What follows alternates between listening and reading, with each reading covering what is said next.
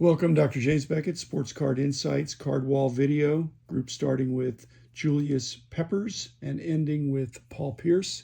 Both of them are somewhat in jeopardy, but they have been on the wall. Julius, in 2002, Pacific was riding high with lots of different brands, and they all looked similar. Pacific had fabulous creativity, but when they were doing all these different sets, this is just one and not a great one. Probably not going to keep Julius, even though he was a great player. Thanks, sponsors. Tony Perez. One of my pet peeves is multi-signed cards that are not fully multiple signed. This has got 2 out of 3. Kevin Collins, not a big deal, but I actually prefer having Tony Perez himself only as soon as you have Dave Ricketts on there too, which admittedly that's better in one sense. It's more, but I'd rather either have just Tony or all of them. Don Perkins, more of a popular guy from around here, but a little bit out of the public eye, obviously. And I've got plenty of other Cowboys, so I think Don's not going to make a secret. Nice looking card and a well-spoken, good guy.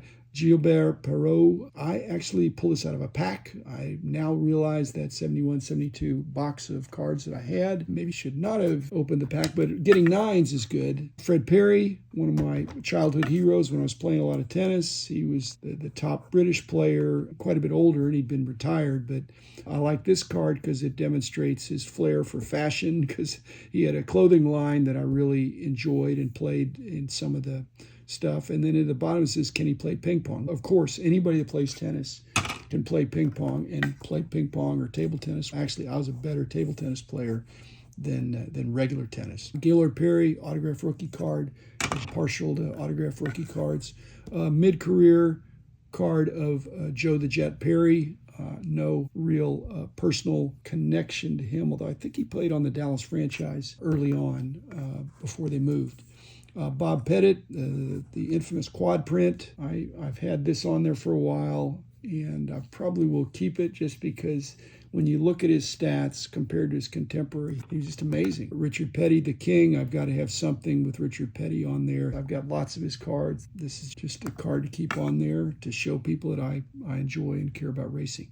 Mike Piazza. This is a good example of Pacific's creativity with doing cards in the shape of a kind of a pyramid with a little bit of a three-dimensionality in the image.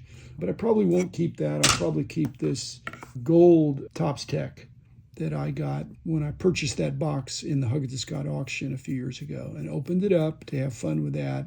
And I got some golds. And this is a really good, tough card. Billy Pierce, some thought that he'll make the Hall of Fame, in which case he would still be a minor Hall of Famer who was a good but not great pitcher. So I'm not pushing for that, but some people like to play the game of if it gets in the Hall of Fame, it's going to go up in value.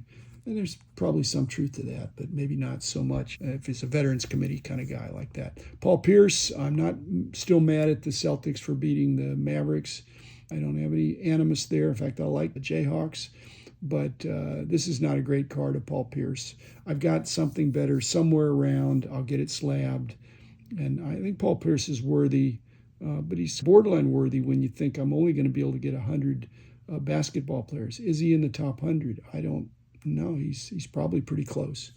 And he's a great player. At any rate, thanks, everybody. Be back again soon.